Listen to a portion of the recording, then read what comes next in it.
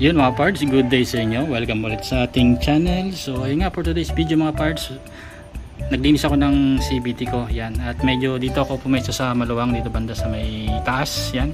Kasi masikip nga dun sa pinagpaparking ako ng NMAX B1 ko.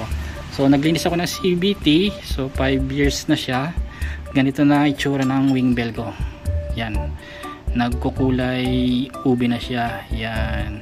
Pero goods pa naman gamitin to kasi hindi pa naman siya oblong o gumigewang. Yan.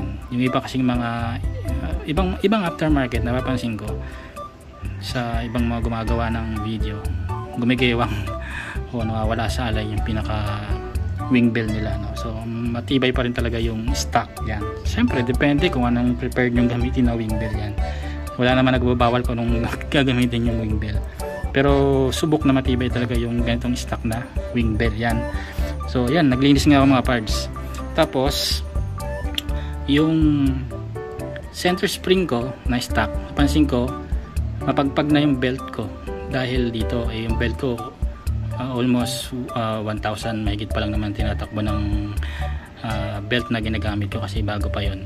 Mapagpag na siya dahil dito sa center spring mga parts, malambot na siya. Yan, kahit na meron akong torsion control. Yan. So hindi ko na rin muna to gagamitin na torsion control.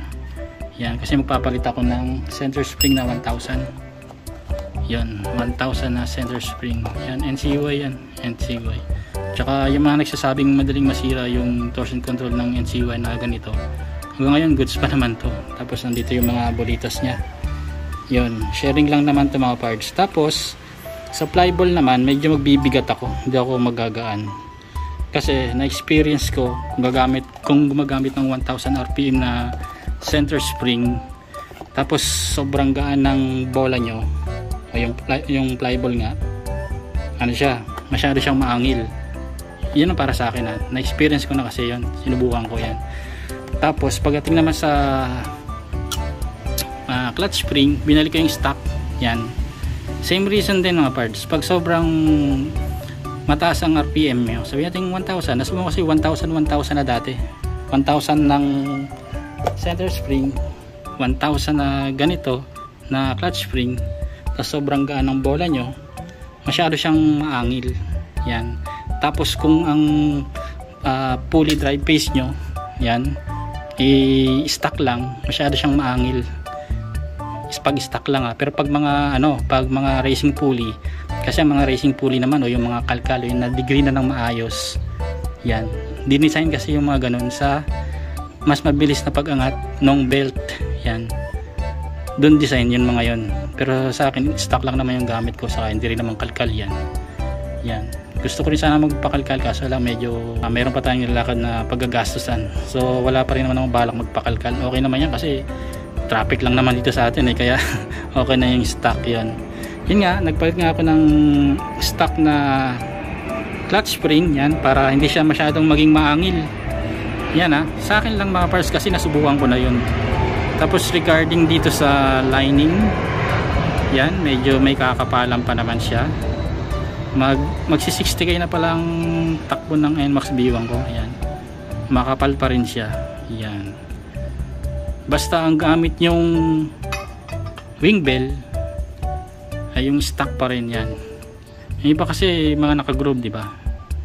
Mga naka-groove yun. At ewan ko lang, para sa akin kasi yung mga naka-groove, may nasubukan kasi ako na naka-groove din, naka-groove na pala na wing bell, nagda-dragging din naman pag hindi nalilinisan.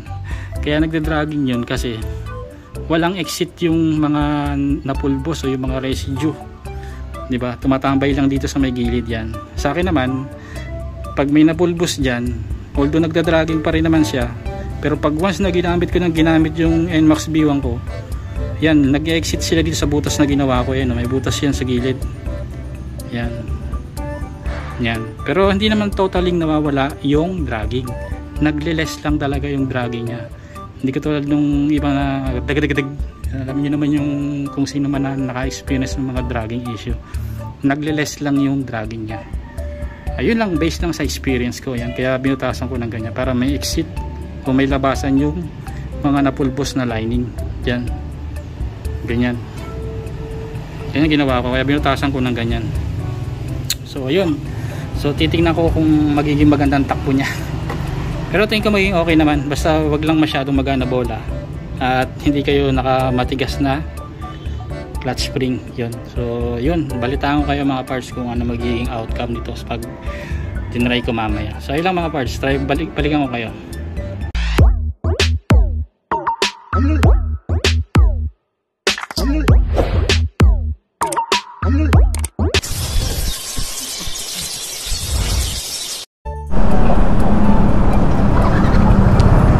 So ayun mga parts, good day ulit at muli nagbabalik mga parts. At ito nga no,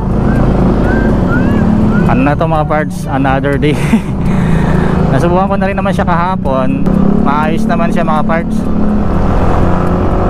Yung angle niya synchronize lang sa timpla ng bola. Yan. Saka konting piga, yan, narangkada na siya o sisibat na. Yun, sa mga stock pulley gaya na sa akin na ginamit, yan, hindi na ako gumamit ng matigas na clutch spring. Yan. So ito na sabi ko sa first part ng video mga parts, ano siya, magiging maangil lang kasi nasubukan ko na yan basta stock pulley. Pero kung mga racing pulley, yan, makakuha nyo yung tono o mas maganda pag naka racing pulley. Depende sa klase ng racing pulley kasi may mga racing pulley na pagwas na in-install nyo o pinrag and play nyo, makikita nyo yung lubog ng belt sa torque drive lumalim.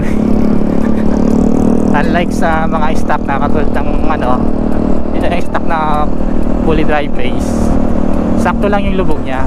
Pwede mo naman siyang pangatin kung magamit ka ng mga washer yan.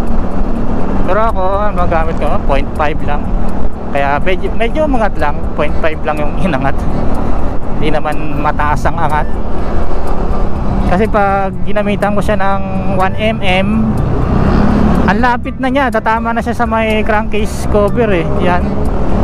Na-try ko na rin. Lapit na siya doon. Kumbaga may chance na gumasgas pag umiikot na yung drive phase. Pero pag mga racing pulley, yung drive phase ng racing pulley, maganda yung niya, maganda yung maglalagay ka ng mga medyo may kakapalan na washer. Kasi hindi ganun kalapad o kapal yung pins ba yun? Basta yun. Pins nung drive phase. Sa ngayon, goods na sa akin to. Sa ngayon goods na sa akin yung gantong setup. So, ang main reason mga parts kung bakit ako nagpalit ng center spring, dahil nagiging mapagpag na yung belt yan. Kahit na may torsion control siya yan. Kasi sa katagalan na rin nagiging malata na yung stock na center spring. Yan. Madali na siyang mapiga.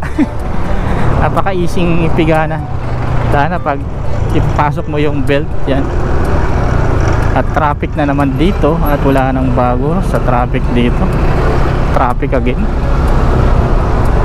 At napansin ko pala mga parts sa ganitong medyo may katigasan na center spring, maganda siya sa mga paahon, mga paakyat. Tapos pag medyo may kabigatan nga ang angkas mo o dalawa kayo, ang ganda niyang gamitin. Hanapan nyo lang talaga ng magandang timpla ng bola. Yan. Hindi naman ako makapagbigay ng eksaktong bigat ng bola dahil may kanya-kanya tayong bigat at kung paano natin gamitin at kung anong gusto nyong RPM. May iba kasi gusto kunting piga lang, parang kada. Yung iba naman ang gusto yung throttle ka muna ng medyo malalim bago marangkada. Kumbaga mag-RPM ka muna. Say sabi natin 1000 RPM bago sumibat yung motor mo. Ganun ang ang nais nila.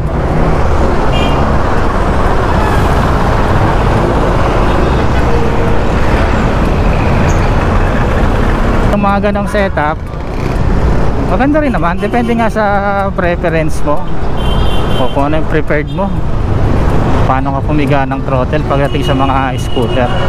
Sa akin naman, yung unang setup ko, pipiga muna ako ng medyo malalim bago umarangkada. Ngayon, itong setup na to, kunting piga lang, yun, arangkada ka na. Pero maganda siya sa mga paahon na daan. Tas pag medyo mabigat ang ano, sabi natin mabigat ako, may OBR ka, maganda siya. Pero syempre wala namang kinalaman ng top speed dito eh, kasi kahit ano naman minsan nang ilagay mo sa CVT mo, hindi naman magwa 130 yan. Yung iba nagagawa yung mga ganon, siguro dahil magaan sila or sobrang lupit nilang mag setup ng CVT. Nagbe-base na lang din kasi ako sa ginagawa ko dito eh, sa experience ko eh, paano ko ano, i-setup to. Kasi kung ipapasetup natin sa iba, yan, baka ang gawin nilang setup yung nais lang nila, pero yung nais mo na mangyari sa takbo ng motor mo, hindi makukuha, hindi mo makukuha yan. Maliban na lang kung mag-uusap kayo, diba? Ano bang gusto mong setup ng pangkilid mo? Kailangan ba throttle ka muna ng medyo may kalaliman bago marangkada, or konting piga mo lang sa throttle eh abante ka na? Depende lang talaga. Sa nakita ko maganda dito mga parts, pag piniga ko ng bigla, unlike sa stock na, sabi natin stock na CVT, yung wala pa talaga napapalitan na mga bola or mga spring. Yung stock kasi pag once na piniga mo ng isang pigang ganito, ganon, ano siya eh, may delay siya, may delay yung piga, may delay siya na parang kailangan muna niyang umikot na marami bago makuha yung pagsibat na pulido. Pero sa ganito wala siyang delay, walang delay yung pagpiga ko. Okay na muna sa ngayon yung ganitong setup, basta nakakapag-overtake ng maayos. Yan o.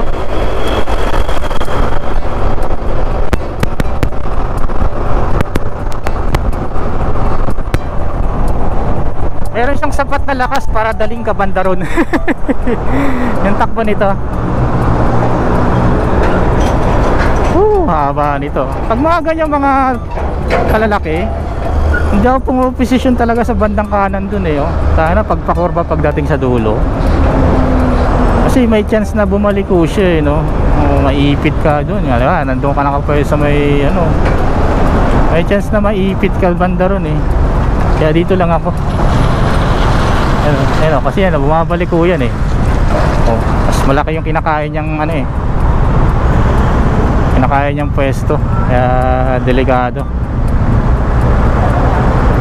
Pag napit-pit ka niyan eh, malalagay ka sa ilalim yan, tapos umaatras pa. Delicades, delikado.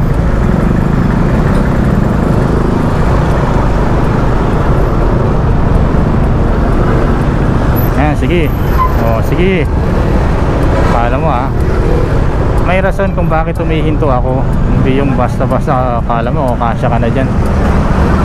So yun lang siguro for today mga parts. Okay naman yung ganitong setup, para ka lang stock pero hindi nadidelay yung pagpiniga mo, wala siyang delay. Hindi siya, saka pag sa overtake saktuhan na para makalagpas ka sa gusto mong lagpasan. Para lang yung mga sobrang bibilis na ng takbo. So yun lang for today mga parts. Salamat.